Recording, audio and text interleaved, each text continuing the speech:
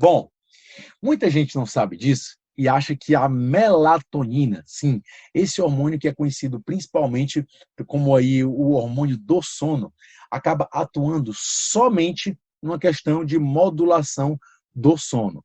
A gente sabe hoje em dia que a melatonina ela tem diversos outros efeitos. Inclusive, recentemente eu li um artigo mostrando da relação da melatonina com o controle glicêmico.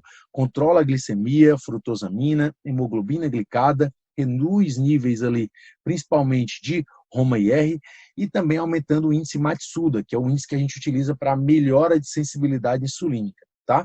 Mas os benefícios da melatonina não param por aí. Tem uma super mesmo ação antioxidante, tá? E óbvio também, se eu trouxe ela aqui, é porque ela também tem um efeito relacionado à prevenção do refluxo, principalmente aqui em pacientes com esôfago de Barré e também com adenocarcinoma de esôfago, ou seja, câncer de esôfago. Vamos dar uma olhada? A melatonina ela é um indol. Ela é produzida principalmente a partir do triptofano. O triptofano ele passa pela barreira hematoencefálica, logo depois ele precisa de vitamina B9 e de niacina, tá? Para formar o 5-hidroxitriptofano, depois ele precisa de B6 para formar a serotonina e depois ele precisa de magnésio, né, pela ANAT para formar a melatonina, tá? Ela é produzida nessa glândulazinha aqui, glândula pineal, ó. Vejam, tá? Essa glândulazinha aqui, ou glândula pineal. A melatonina, assim como diversos outros hormônios, elas respondem a um ciclo chamado de ciclo circadiano, ou ciclo do claro e escuro. Esse ciclo, ele coordena de forma cooperada, de forma cooperativa ali, todas as reações metabólicas que acontecem no nosso organismo, de acordo com o horário do dia. Ok? Bom, semelhante às células da glândula pineal, as células enteroendócrinas, decorem isso daqui, porque eu também, logo em seguida, em outra aula, eu vou falar dessas células enteroendócrinas.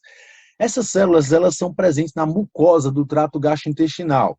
Elas são a principal fonte de melatonina intestinal. Sim, a melatonina também é produzida pelo nosso intestino, tá? E a melatonina ela passa facilmente por todas as membranas e pode atuar tanto nas células-alvo do trato gastrointestinal, né, de forma ou paráquina ou endócrina, quando liberada, principalmente aí, veia porta.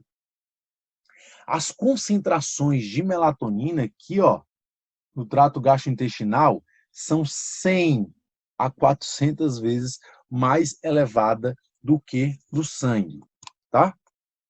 O aumento da sua síntese, obviamente, é potencializado quando a gente consome alimentos ricos em triptofano, aveia, frango, ovo, laticínios também, leite, queijo, iogurte, acaba tendo uma grande quantidade de triptofano.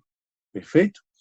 Alguns estudos fornecem fortes evidências da melatonina no trato gastrointestinal, particularmente no estômago, duodeno e no sistema também hepatobiliar, com alta atividade biosintética da melatonina.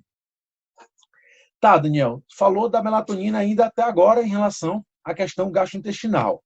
Mas qual é a função, né, e como é que a melatonina ela reduz esse refluxo gastroesofágico? Olha só, como é que a gente melhora, né, o refluxo gastroesofágico através da melatonina?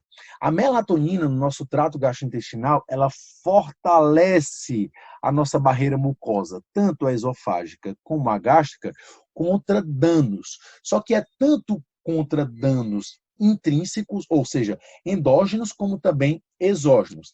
Endógenos, ela fortalece contra o dano relacionado ao excesso de HCl, pepsina. Exógenos, o álcool. Exógenos, anti-inflamatórios não esteroidais.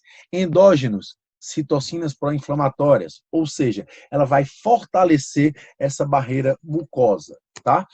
E alguns estudos obtiveram, né, com doença do refluxo gastroesofágico, obtiveram uma remissão notável dos sintomas após a suplementação tanto de melatonina como também de L-triptofano. Mas aqui eu abro um adendo também a você para dizer que grande parte da suplementação de melatonina é feita de forma extremamente errada. Por quê, Daniel?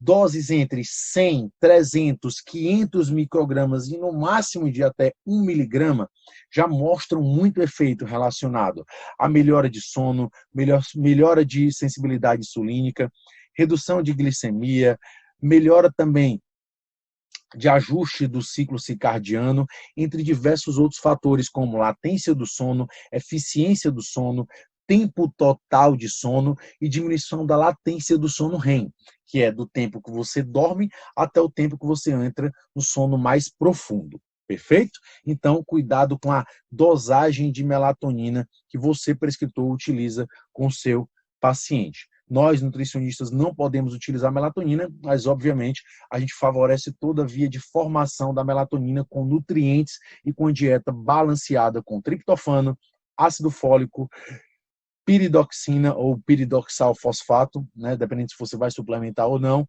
citrato de magnésio ou outro tipo de magnésio também com ótima biodisponibilidade.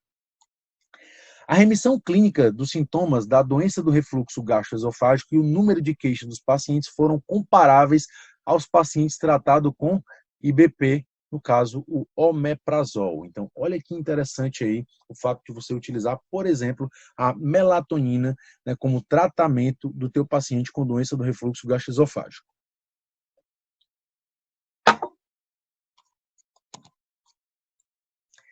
A melatonina é um potente antioxidante capaz de influenciar todas as principais funções fisiológicas do trato gastrointestinal, incluindo tanto a secreção, motilidade, digestão e o processo de absorção intestinal. Como é que ela age? Reduz a expressão de citocinas pró-inflamatórias na mucosa, aumenta o fluxo sanguíneo esofágico, tá? E através da ativação de mediadores vasoativos, inibe as metaloproteinases, que são enzimas que degradam, tá? E que estão fortemente envolvidas na patogênese também do refluxo. Além disso, tem uma ação inibitória, né, na secreção de ácido pelo estômago e, não contente, ela ainda aumenta a contratibilidade do esfíncter esofagiano inferior, através da estimulação da gastrina. Ela melhora a eficiência da gastrina.